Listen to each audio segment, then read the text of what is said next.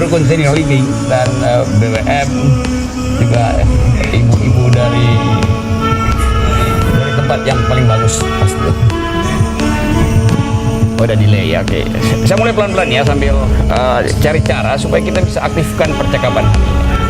Karena demensia sebetulnya saya tahu urutan diagnosis medisnya, tapi saya menganggap bahwa ada hal lain, yaitu selain brain damage yang orang bisa hitung kapasitas otak kita, mungkin ada listrik yang terganggu sehingga amigdala kita nggak bisa baca secara cepat, lompatan arus listrik di situ. Tapi oke, itu soal fisiologi, urusan ilmu kedokteran.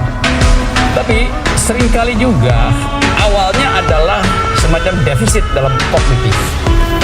Jadi defisit kognitif itu membuat orang ragu untuk mengucapkan kalimat, gugup untuk mempertahankan argumen, cemas untuk punya pendapat.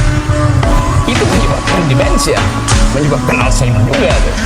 Jadi sebetulnya ada wilayah lain yang mau kita bicarakan sekarang, yaitu bertanya kenapa kepikunan itu makin cepat berlangsung di Indonesia.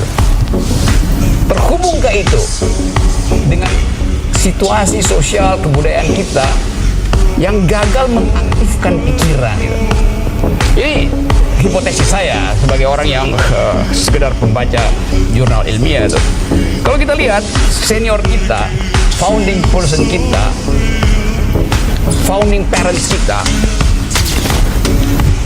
di awal-awal kemerdekaan, nggak ada yang mengalami kepikunan karena bertengkar terus dalam policy, dalam studi. Haji Agus Salim itu sampai umur 80 masih kuat bertengkar di forum dunia dengan logik yang kuat, yang bagus. Pak Emil Salim sampai sekarang masih jadi teman diskusi saya. Nggak ada kepikunan sama sekali. Jadi saya anggap bahwa ada soal fisiologis, tapi ada soal sosiopsikologi, yaitu komunitas untuk melatih orang berpikir. Itu yang nggak ada. Ada partai politik, tapi partai politik nggak bisa berpikir di situ karena itu cuma tunggu perintah.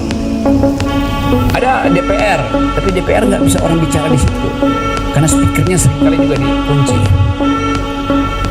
Ada universitas, tapi saya 15 tahun dan sampai sekarang saya masih mengajar online. Nggak ada semacam keinginan untuk bertengkar dengan dosen gitu. Padahal ilmu bertumbuh kalau ada pertengkaran. Jadi ada feodalisme di kampus.